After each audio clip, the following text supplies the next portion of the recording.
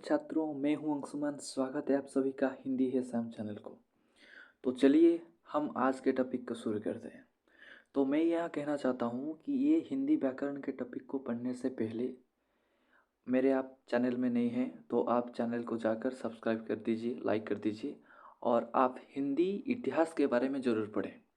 मैं इस वीडियो के डिस्क्रिप्शन में हिंदी का इतिहास के बारे में लिंक दे दिया हूँ। अगर आप इंटरेस्टेड हैं तो जाके देख सकते हैं। तो चलिए टॉपिक को शुरू करते हैं। हिंदी व्याकरण। तो हम व्याकरण का अर्थ क्या है, तो किस दृष्टि से हम व्याकरण की क्या करें। तो व्याकरण ये शास्त्र है जिसके द्वारा हमें किसी भाषा का शुद्ध बोलना, लिखना एवं समझना आता है। भाषा के संरचना के ये नियम सीमित है और भाषा के अभिव्यक्तियाँ असीमित। एक एक नियम असंख्य अभिव्यक्तियों को नियंत्रित करता है। भाषा के ये नियमों को एक साथ जिस शास्त्र में अंतर्गत अध्ययन किया जाता है उस शास्त्र को व्याकरण कहते हैं।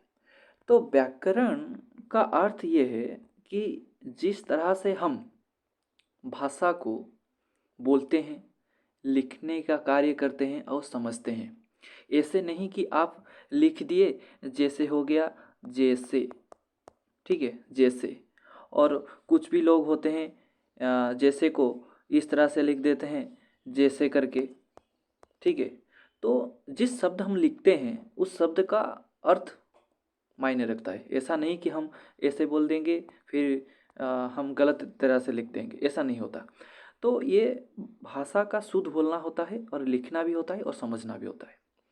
और हिंदी व्याकरण हिंदी भाषा को शुद्ध रूप में लिखने और बोलने का संबंधी नियम का बोध कराने वाला एक शास्त्र है। हिंदी व्याकरण एक ऐसा शास्त्र है, एक ऐसा अध्ययन है जिसको पढ़ने के बाद हम हमारे भाषा की शुद्ध लिखना, बोलना और समझना का ज्ञान एक अपरंपार हो जाता है।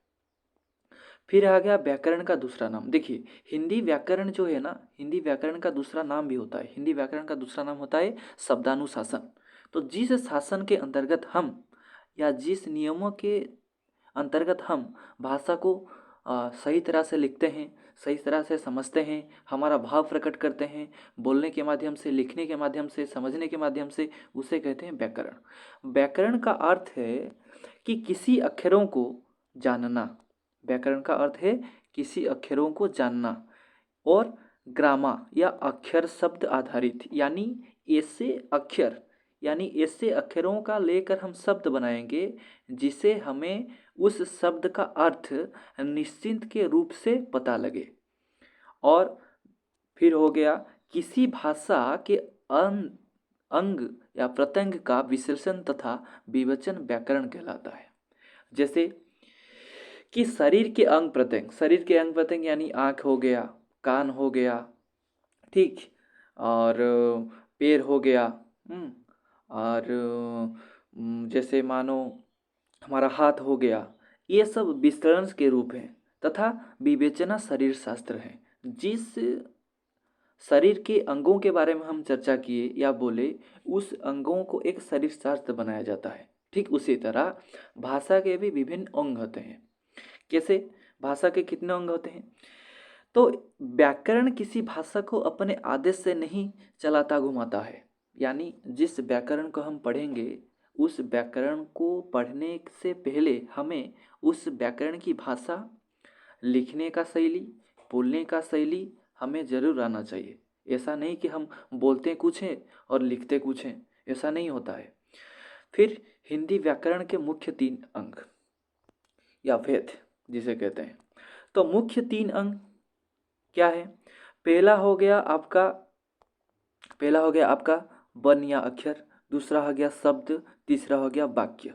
तो हिंदी व्याकरण के मुख्य जो 3 वेद होते हैं जिसके नाम पर हम पढ़ेंगे टॉपिक वाइज, पॉइंट वाइज। तो पहला हो गया वर्ण या अक्षर, दूसरा हो गया शब्द, तीसरा हो गया वाक्य। तो पहले हम पढ़ेंगे वर्ण या अक्षर को। तो वर्ण या अक्षर को पढ़ने से पहले हमें वर्ण या अक्षर क्या है ये समझना चाहिए कि वर्ण अक्षर क्या है।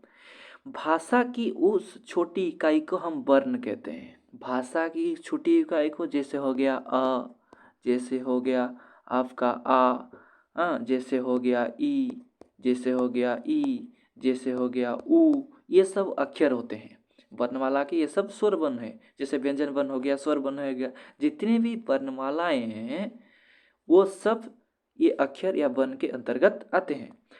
फिर हम बोलेंगे क्या, शब्द। शब्द किसे कहते हैं? शब्द यानी वर्णों के उस मेल को हम शब्द कहते हैं।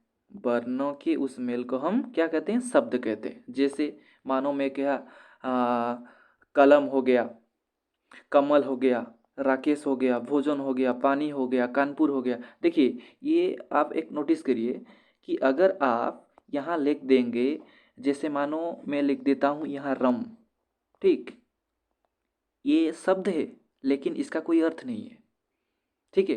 ये अर्थ होना चाहिए, ऐसा नहीं कि आप कुछ भी लिख दें, सही है। फिर चलेंगे हम लास्ट टॉपिक के लास्ट पॉइंट में। तो एक है यहाँ पर वाक्य। तो ये वाक्य में अगले वीडियो में एक टॉपिक करके लाऊंगा, आप वाक्य को भी पढ़ेंगे। तो वाक्य का अर्थ है कि अनेक शब्दों को मिलकर या मिलाकर हम वाक्य बनाते हैं। ऐसा नहीं है कि एक शब्द को मिलाकर हम वाक्य बनाएंगे, ऐसा नहीं होता। वाक्य में जितने भी शब्द होते हैं, शब्दों को लेकर वाक्य बनता है। ये शब्द मिलकर किसी अर्थ का ज्ञात करते हैं। जैसे मैं पूर्व पॉइंट में कह दिया कि शब्द ऐसा नहीं है कि आप जो चाहे वो बोल दीजिए और उसका कोई अर्थ हो जाएगा, ऐसा नहीं होता। ऐसा एक शब्द बनाइए जिसका कोई अर्थ हो, और ऐसा वाक्य में शब्द लिखे जिसे पढ़कर एक वाक्य जो अर्थ प्रकट करता है उसे कहते हैं हम वाक्य। तो जैसे हो गया, सब घूमने जाते हैं, सब घूमने जाते हैं, राजू सिनेमा देखता है, मैं चलकर जाता हूँ, मैं चलकर जा रहा हूँ। ये शब्द क्या होते हैं कि वाक्य होते हैं। तो समझ में आ गया। ये था हमारा आज का टॉपिक, एक छोटा सा हिंदी व्याकरण के तौर पर।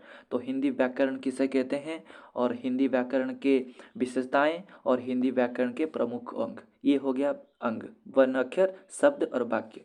तो फिर से आप इस वीडियो को देख लेना, ज़्यादा से ज़्यादा शेयर करना और लाइक करना। अगर आप मेरे चैनल में नए हैं तो प्लीज़ सब्सक्राइब कर देना। और यहाँ इस टॉपिक को रखते हैं। चलिए, धन्यवाद, जय हिंद।